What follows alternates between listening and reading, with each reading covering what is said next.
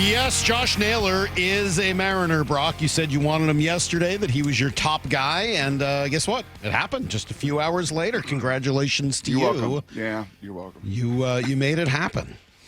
Me and Jeff Passan. Yeah, me and Jeff Passan. I think over the last month, it both kind of sharpened and refined our thoughts, all because when you were out, Mr. Passan put together his 50 top trade possibilities, and number one on that list for the Mariners was the guy they ended up getting. Mm-hmm. And ended up getting not for a top 5 prospect, not for a top 10 prospect, but a rental that cost you a couple arms outside of your top 10, one of which we just got to see make a couple appearances, who's very highly thought of, who's an FOL, and those are always tough. A friend of Lyle. Yeah, friends of Lyle. Friends of Lyle. Yeah, I mean, and Lyle's hard. I get it. For the record, sent Lyle a text last night like, hey, sorry about Brandon Garcia. I know how much you like him, but obviously a great deal. I thought your response was perfect. Like, sad and happy at the same time. It stinks when you have to let go of a prospect, even if it's not a top 5 guy. Like, Brandon Garcia is a good player. I'm not just going to forget about Brandon Garcia, but you just acquired, one of the best bats available this trade deadline season, and Lyle, you did it without having to give up too much. Lyle, if you've ever wondered why there's FOBs, why there's FOLs, but there's really not FOSs, now you know why Salk keeps that arm's length, relationship with players. Salk's got plenty of other friends, but it's why he's kept really, outside of Coach K, kept a fairly arm's length. Keep your name out my mouth. But forget Mark Lowe. I'm not just going to forget Mark Lowe. Right. No, I mean, nor should you, Brock. Never forget Mark Lowe. You don't want to forget about him. It's very important. Remind me, Salk, are you a renter or a buyer? Are you more of a leaser or an owner? What would you prefer? Depends on the item. I own my house, lease my car. How's that? Yeah, that and this is a lease situation, obviously. That's You're right. just bringing him in for 2 months. Who is Josh Naylor? Well, he's a guy that does everything well. I think that's probably the best way to describe him. He's a professional hitter.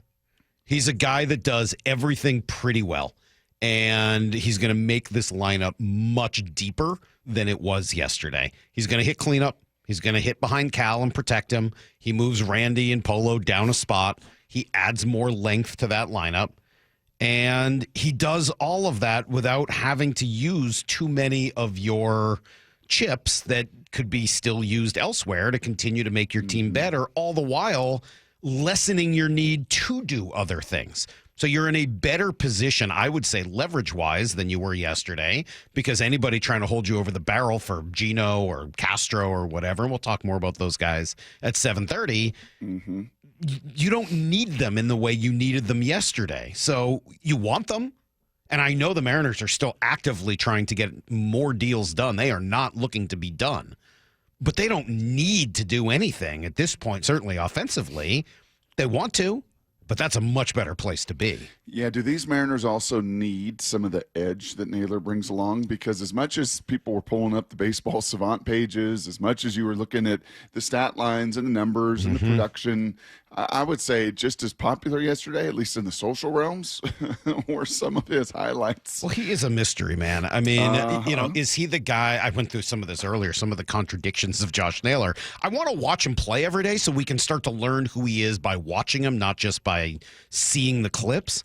Is he the guy that lost his ever-loving mind in the dugout after that home run for Cleveland and is throwing his helmet and firing everybody up and screaming about how nobody can stop him? I mean, he's awesome. Yep. Or is he the guy that hit the walk-off home run against the Mariners, walked into the dugout and fell asleep? Like, I don't know which guy he is. Don't touch me, bro. I think I heard him say, please don't touch me, bro. Maybe he just hated his teammates in Arizona. Maybe it was a weird night. Maybe he was sick. I don't know. But, like, that combination is hard to process that it's the same person. So, correct.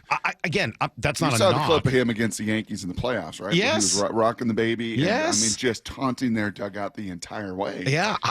I don't know which guy he is, but I'm looking forward to finding out and seeing him every day. I think we'll get a pretty good chance to do that. So, yeah, I think this is pretty cool. Who, again, coming back to the question here of who is he, and then we can dig into kind of what comes next at 7:30. I was thinking about him because he does so many things well. I'm imagining a scale of hitters, and on the left side of the scale is like Joey Gallo. All power, really nothing else, right? Maybe he'll take some walks, but like power, strikeout, that's it. On the far right edge of the scale is like Luis Ariz. Gonna hit a huge average, but really doesn't do much else. Not gonna hit for any pop, not gonna take a lot of walks. He's just a high average guy. And just looking at the numbers for Naylor, and I think we've got to see him play every day to really know. But talking to people and looking at the numbers, he seems to me about 85% of the way to Luis Ariz. Like he's a really high average guy. What is he, 8th in the league, I think, in average?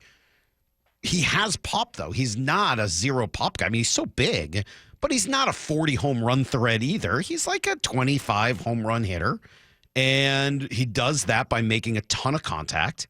He will still take a walk, but he never strikes out. He's running a 12% strikeout rate in a league where anything under 25 is considered passable. So, yeah, I mean, like, he's an interesting player. Because of the size, you expect that you're getting a Joey Gallo type. I would say it's closer to a Luis Ariz type. Yeah, I think that the astute point there, too, that you made now a couple times is let's watch him every day. Because it's very easy to watch from afar. I will say this. He has been one of those, oh, crap, kind of guys that you've played against where you're like, oh, crap, he's coming up. Oh, crap. He's been a brutal at bat. Obviously, the game winner against the Mariners earlier this year. But when he was a Guardian for all those years and you played against him, you were like, okay, get off the top of the lineup, and then you could take a little bit of a breath, right? Because top of the lineup with him and Jose and Kwon, like, oh, my gosh, right? They're a pain to deal with, and he's a pain to deal with. And I will be fascinated to see where he's at. So he's on a one-year deal, right? So he signs, the market wasn't super kind to him. He signs a 1-year, $10 million deal. And by the way, the Mariners are taking on. I think that was just arbitration. I don't think it was he didn't sign a deal. He wasn't a free agent. Oh, he was not? So he was traded? Yeah.